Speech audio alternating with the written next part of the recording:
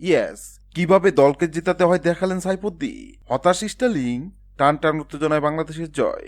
হার দিয়ে সিরিজ শুরু করলেও দ্বিতীয় ম্যাচে দুর্দান্ত জয় তুলে নিয়ে সমতায় ফিরেছে বাংলাদেশ। আয়ারল্যান্ডের বিপক্ষে 3 ম্যাচ সিরিজের দ্বিতীয় টি-20তে টাইগাররা পেয়েছে স্বস্তির জয়। এতে সিরিজে বিরাজ করছে এক সমতা। সাগরিকায় টস জিতে ব্যাট করতে নেমে দুর্দান্ত পেয়েছিল আয়ারল্যান্ড, তবে শেখ মেহেদী হাসানের হাত ধরে ম্যাচে ফিরে বাংলাদেশ। শেষ পর্যন্ত নির্ধারিত 20 ওভারে 6 উইকেট হারিয়ে 170 রান সংগ্রহ করে আয়ারল্যান্ড। বাংলাদেশ হয়ে শেখ মেহেদী মাত্র 25 রান খসড়ায় 3টি উইকেট শিকার করেন। একটি করে উইকেট পান তানজিদ হাসান তামিম ও মোহাম্মদ সাইফুদ্দিন। জবাব দিতে নেমে শুরুতে তামিমকে হারিয়ে ফেলে বাংলাদেশ। 10 বলে 7 রান করে রান আউট হন তামিম, তবে ইমন এবং লিটন দাস হাল ধরে রাখেন। 28 বলে 43 রান করে ইমন বিদায় নিলেও 37 বলে 57 রান করে ক্ষান্ত হন লিটন। হাকান 3টি 4 ও 4টি ছক্কা। তাদের দুজনের বিদায়ের পর 17 বলে 22 রান করেন সাইফ হাসান। আগের ম্যাচে ভালো ইনিংস খেললেও হৃদয় সুবিধা করতে পারেনি।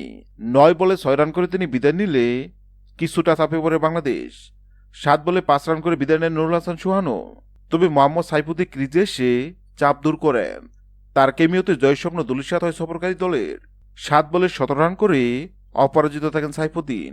3 বলে 6 রান করা অপরাজিত থাকা মেহেদীর ব্যাট থেকে আসে জয়সূচক রান। হ্যাঁ দর্শক, আজকের ম্যাচে মোহাম্মদ সাইফুদ্দিনের ব্যাটিং এবং বোলিং আপনার কাছে কেমন লেগেছে অবশ্যই কমেন্ট করে জানাবেন।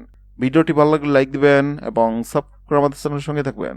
ভিডিওটি দেখার জন্য আপনাকে অসংখ্য ধন্যবাদ।